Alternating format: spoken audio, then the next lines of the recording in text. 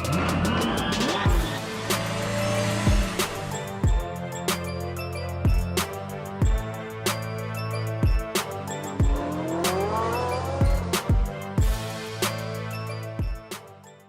everyone, today we're talking about the 7 ways that the media is directly responsible for wrongful convictions. It's not just fake news, definitely fake news, but in addition to that, like, they're having a real impact on people's lives, right? People are being put away for years, sometimes for the rest of their lives, in a little concrete box, and they're innocent. And the media is directly responsible for it. And I think it's about time that we do something about it, that we expose this, that we talk about this and share this with other people, because it's got to stop. You know what I mean? It's not right. So let's go ahead and get started. So number one, very obvious one, but it's a powerful one, right? What they'll do is they will dramatize the charges against you, right? So if you get charged with something, they will go out of their way to sensationalize, to try to inflame the general public, right? And to get people emotionally charged, whether it's emotionally charged with fear or anger or some other, emotion that's powerful, through their propaganda. And it has an effect on your ability to get a fair trial, because you got to think, if they're doing this, and especially in a smaller city, the chances that somebody that's going to be on your jury, right, veneer, right, the final jury that's going to decide whether you're guilty or not, the chances that they ran across this propaganda, right, that to inflame people, right, to hostility or anger or fear or whatever, it's pretty high. It's pretty high. And so going into it, right, going into your trial, you already got a high chance of having people that are going to have a negative predisposition towards you just based on what they saw on TV. And the media's, they know what they're doing. This is not by accident. It's very deliberate. They make you look like the villain of the week or the villain of the month, at least, right? And sometimes the villain of the century, right? If it's a high profile case. So anyways, that's number one. The second thing that the media does that leads to wrongful convictions is that they will only present evidence as favorable to the state, right? So if you're arrested and you're innocent, they will go ahead and look at all the information, the charging information, right, that the prosecution puts together, that police officers put together, and they will use that to sensationalize the case, right, to make you look like a villain. But if there's any evidence at all that seems to suggest that maybe you're innocent, that maybe they got the wrong person, right, none of that gets put out there. They will deliberately and intentionally avoid, presenting any of that, right? It's all one-sided. Why not present the other side too, right? I mean, this is somebody's life that we're talking about, right? And you're affecting their life, their family, their neighborhood, their community, society as a whole, right? There's a lot of people that are impacted by this. And I think, especially, if this person's innocent, right? You would think that, before you go and destroy this person's life and their reputation, right, in that society, in that community, why don't you also look at some of the favorable evidence, or maybe present both, right? I'm not saying that don't present it at all, but I'm saying present both sides of it. That's not too much to ask. In our society, we've I got used to the fact that only the negative side gets presented, right? But it's fundamentally, that's wrong. I don't think that's something that we should accept, and it's something that we should, stand for. So that's number two. The third one is this. It's right as you start going to trial, right? Your trial has started. A lot of times what they'll do is they'll ramp up all the negative exposure, right, related to your case. And they ramp it up so much that, right, the jury's told, right, that, by the judge, that they're not supposed to consume any of the local media, related to your case during that time when they're jurors, right? Because it could affect their assessment of the facts or the evidence and whatever, right? But if the media is, ramping up their propaganda right as you're going, right during your trial, the chances that they will either intentionally or inadvertently run into all this propaganda, right, that the jury will run into this propaganda, is pretty high. And even if they don't, inadvertently run into it, right, or intentionally, it might be one of their loved ones, one of their family members, right, ends up seeing something, and then they blurt something out to a juror. So it could infect the juror's mind and the juror's decision, right, about whether or not they vote guilty or innocent, just through the media's, decision to ramp up, right, to ramp up this negative propaganda to get you convicted. It works, right? If you understand human nature, you understand that this is no accident, right? They know exactly what they're doing. It's just, yeah, they know it's very deliberate and planned, right? So anyways, that's number three. They'll do that during your trial. And I think that sometimes that could lead to, like, where, just one additional point on that. So you have your jurors, right? And let's say one of them does think you're innocent. or two of them, right? Think you're innocent. But if they're seeing on the news, right, whether it's they actually come across this information, this propaganda, or a family member of theirs tells them about it, right? This propaganda that you're this evil human being and you're innocent, but you know what I mean? How many of them will actually have the fortitude to stand up, right, for what they believe in? Now, they can say that they will, but how many actually will if you have all this pressure, right, that's being put on them because of this additional propaganda that's being put out there, right, by the media? So anyways, that's number 3. Let's move on to number 4. Number 4, and they do this quite a bit, they will take pictures out of context.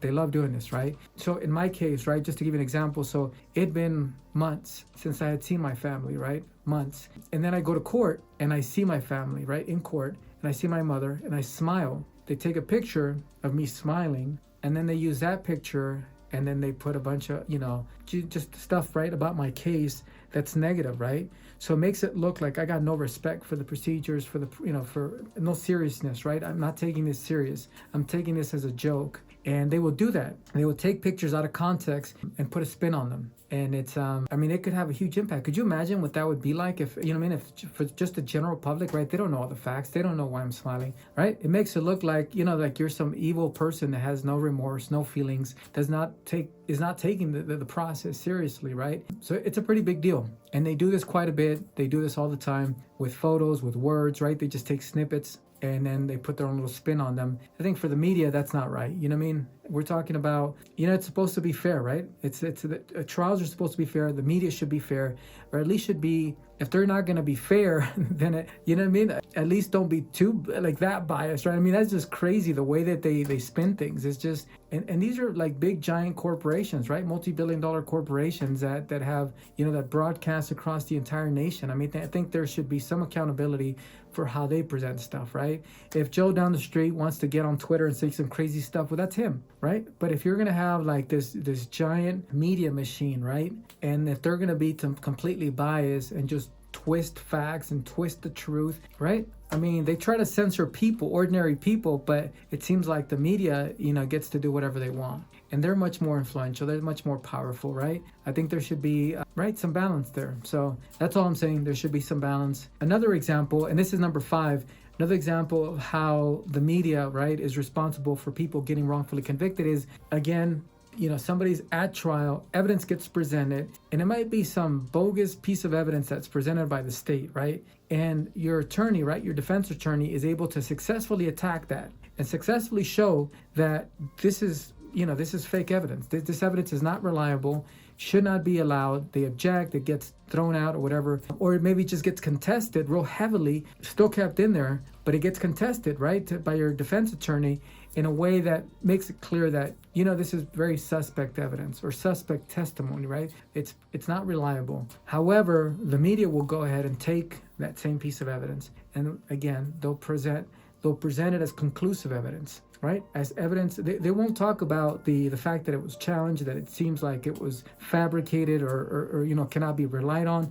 They'll take it and they'll present it, right, in the newspapers, on TV, online, whatever, as conclusive evidence of your guilt, right? And they only present that one side. And that's a big deal, right? It's a big deal. Has an impact. I'm telling you, I wish somebody would do a study on this, because the jury's told that they're not supposed to look at, any of the stuff, right? But the reality of it is, I think, and it's just an opinion, there's some that do. There are some that go online. They're just curious, right? They want to know what's being reported out there, and they'll go online and they'll check, and then this stuff is going to have an effect on them. And like I said, it doesn't even have to be that they go online and look this stuff up. It could be that their spouse, right, their child, and then, at the dinner table, they're talking or whatever, and it comes out, right? You know what I mean? If your entire family is telling you that they've read the news and they're telling you that, that, oh, good thing, mom, that, or dad, that you're on that jury panel to get this guy convicted because, man, they just talked about this piece of evidence. And, oh, my God, right? Now, they know, right? They were there. If they were awake and paying attention and listening, sometimes they fall asleep,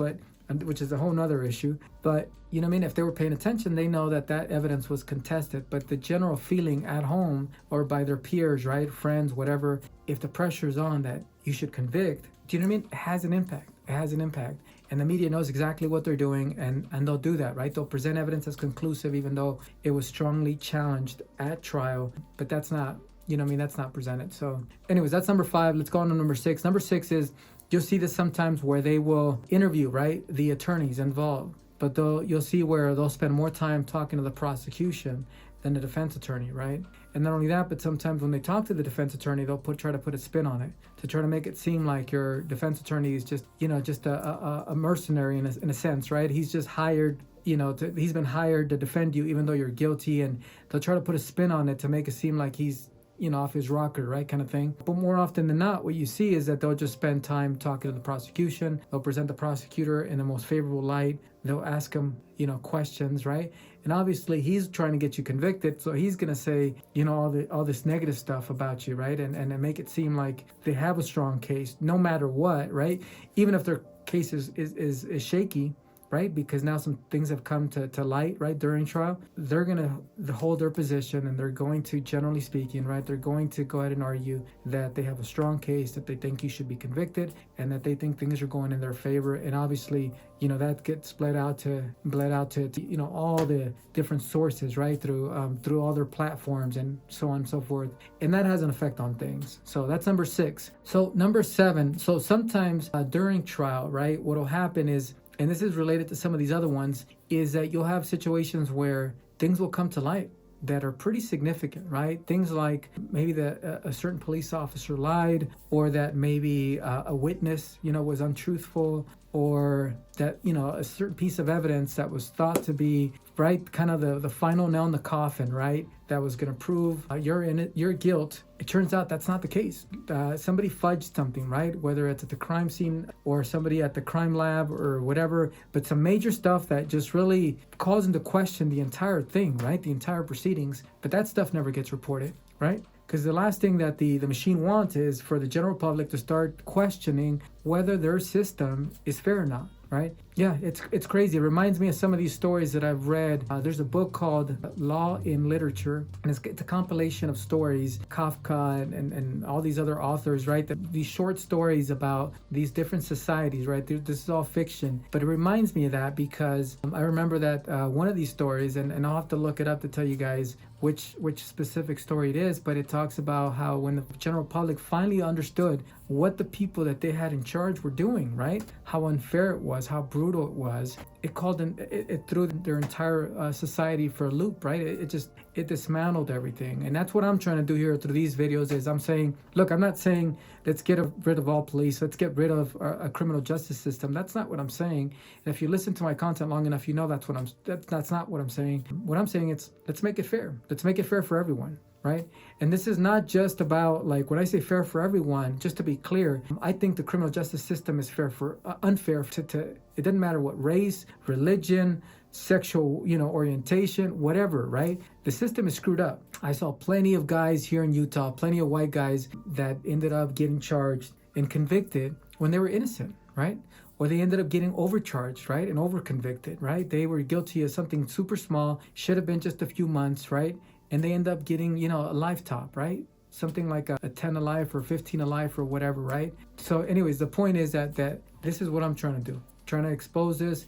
Would love to have you help me out. Share this with somebody. Share this with anybody, right? Let's get it out there. Let's make it fair for everyone. You know what I mean? It's not, I'm not advocating for just one group or whatever.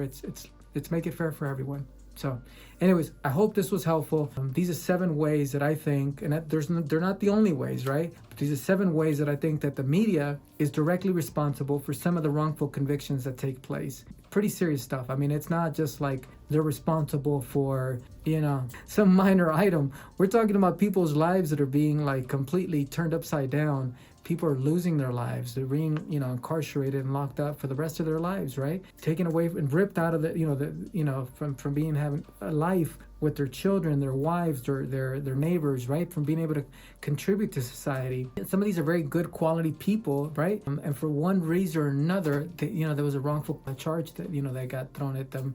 And so, anyways, we need to make sure that we're cognizant of that, right? So, anyways, I hope you enjoyed it. Hope this was helpful, and I'll see you in my next video. I'm not an attorney, and this is not legal advice.